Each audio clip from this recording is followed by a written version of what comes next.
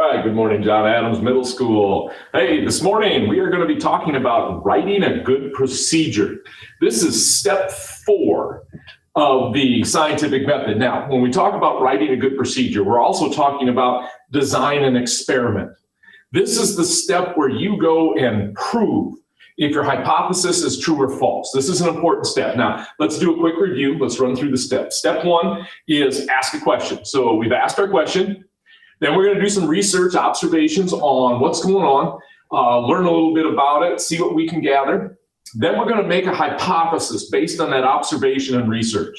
The hypothesis is going to tell us whether it's what we think the outcome was going to be. That's step 3. Step 4, then, once we write that hypothesis, now we're going to test it.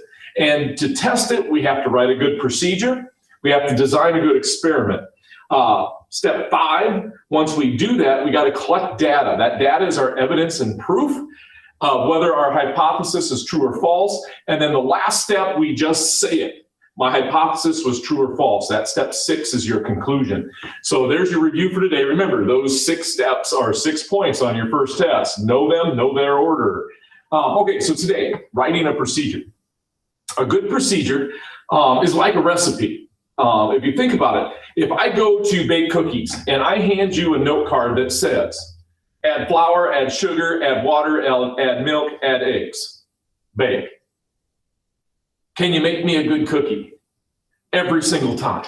And the answer is no, you can't, because the design is not there. The procedure is not step by step by step explaining everything. If you think of a good recipe, it's going to tell you add 1 cup of flour, add a half a cup of sugar, mix the 2 together, then add the milk, and it details every single step, almost to the point where it's too obvious.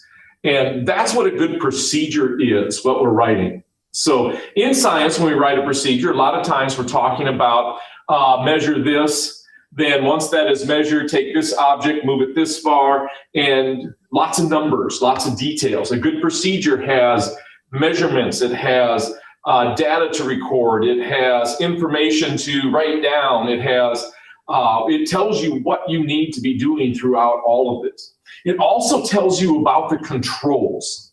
Now, the controls are the things that we keep the same to make the test or the experiment fair. So in your procedure, there's also controls, things that you're going to keep the same.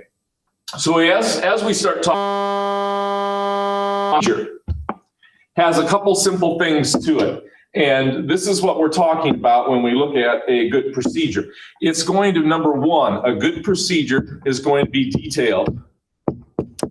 So you must have a lot of detail in this. You cannot tell me, if you're going to give me a procedure on how you brush your teeth, that you can do it in 3 steps. It's probably closer to 15 or 20 steps to get it right. The second thing it has to do, and I think I just said it, is you've got to have a lot of steps to it. Break it down. If something seems like, if you have the word and inside that one sentence, that's actually 2 steps. So if you say put toothpaste on and then, that's 2 steps, not 1 step. Break it down, get it really detailed. These are probably the 2 most important things that you can have in your procedure is detail, steps, and I will add the 3rd one on the side, controls. And you would put those as notes to say, like, remember, always do this. Remember, this always has to be in place. That's your controls. So we want to keep those in place.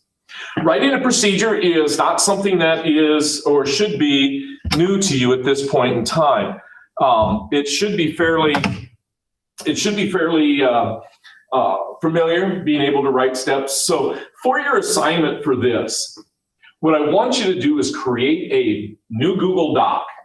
And in that Google Doc, I want you to title it with your name, section, that would be class period and section, like first AB or second DE, and then a procedure. I want something that you do every single day.